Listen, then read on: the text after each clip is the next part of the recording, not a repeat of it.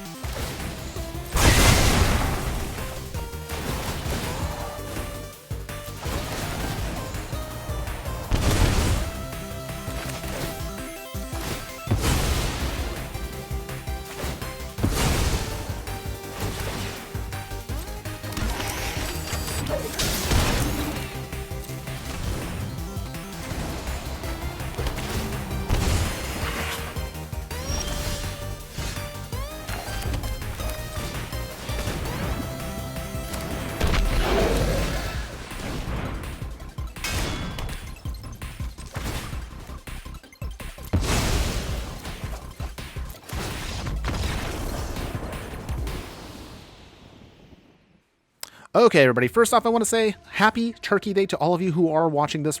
And for a second, yes, I know. Someone's going to say out there right now that this is not an original idea. Jun food, of course, has been done to death. But what if I told you that you were actually capable of pulling off a Jun food deck for only, wait for it, 4 rares and 4 mythics. Yes, I stated that earlier, but I'm going to reiterate one more time. That's an insane amount of value, so you don't actually have to spend 30, 40 wildcards on Jun food to actually make a version of this. You can build up to it, and this is what I'm going to prove to you today with this deck for the holiday. So, most of the cards have been pretty much what you've already seen before. We have Mayhem Devils, you have the Cat Oven combo. Those 2 cards already are fantastic. I already made a previous video on a Rakdos version of Sacrifice that indicate why these cards are so amazing. We've seen otherwise from the rest of the set, many cards we've seen before, Gilded Goose, Fatal Pushes, we have Deadly Disputes to give us some more card draw, Trail of Crumbs, of course, a trigger off when utilizing those extra food tokens to give us some more card advantage, and recent additions are Oni Cult Anvil, which again help us create some extra constructs, but this is where now things change up for us, because not only 1, are we a budget deck, but also 2, the way this deck is designed allows us to take advantage of 1 card that a lot of people don't really use right now, and I'm surprised, which is Reckless Fireweaver. So Reckless Fireweaver is a 2-mana, 1/3 human artificer, and it's a common. Whenever an artifact enters the battlefield under our control, the Fireweaver will deal 1 damage to each opponent. So anytime you get an artifact, whether we create a food token with the Cat Oven combo, whether we are utilizing our Oni Cult Anvil to bring out some constructs, this card will trigger off. And trust me, it triggers off a lot more than people think it does, and it's a card that a lot of people underestimate right now. I usually will try to get this out there. Most people kind of ignore it in the early game, but once we get to that mid and late game where we're starting to grind out a lot of artifacts, when we're trying to make foods, treasures, constructs, opponents out there will then realize they need to get rid of this before it's too late. And most often than not, you'd be surprised what kind of sneaky wins you can get with just Reckless Fireweaver. So think of the Fireweaver as more like a reverse Mayhem Devil. Whereas Mayhem Devil, of course, will trigger off when you're sacking those artifacts. Reckless Fireweaver will trigger off when we get those artifacts. So this is why I think this card is great for a budget option for us. Of course, going into a couple of our mythics that we're going to trigger for this is going to be Croaxa, Titan of Death's Hunger.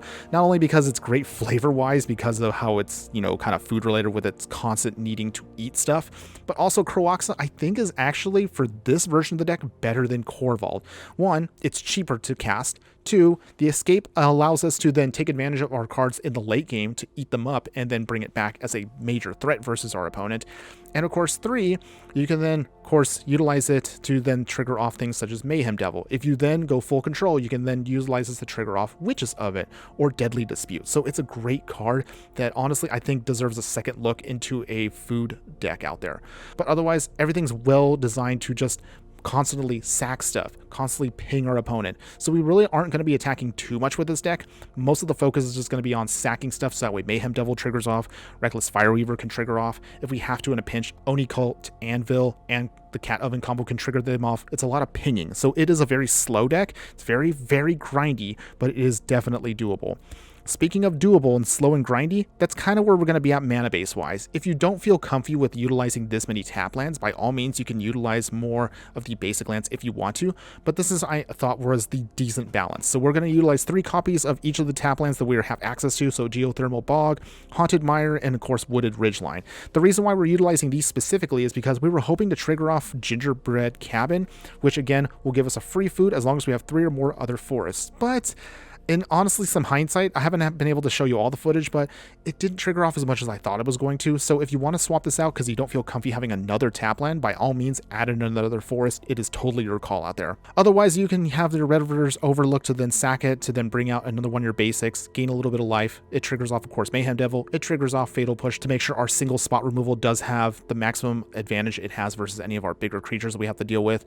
Otherwise, that's mostly going to be the deck for you.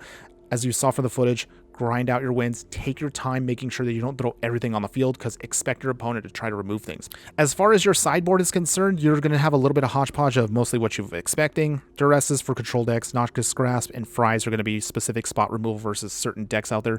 Meat Hook Massacre, again, it's flavor-wise, but also specifically, it just helps us become an extra copy of the Oni Cult Anvil, Mayhem Devil, you get the idea. It just helps us get a little bit more life gain and drain whenever we're dealing with creatures that our opponent has, but it's also a fantastic removal when we actually need to scale it up in certain matchups. Claim the Firstborn to steal away some early creature cards and then sack them to the Witch's Oven.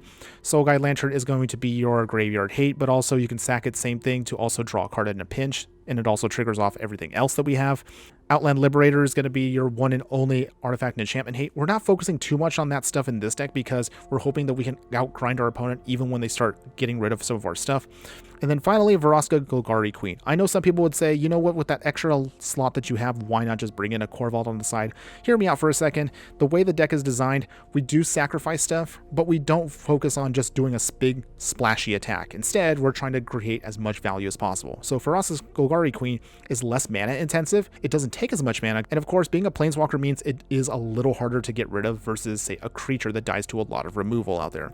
But otherwise, Vraska's +2 allows us, again, just like Corvault, to sack stuff. However, not only are we drawing a card, but we're also gaining a little bit of life. The other sweet part is you can then still take it up, but you don't have to sacrifice because the keyword there is may sacrifice. So just remember that if you're just trying to get up to the ultimate.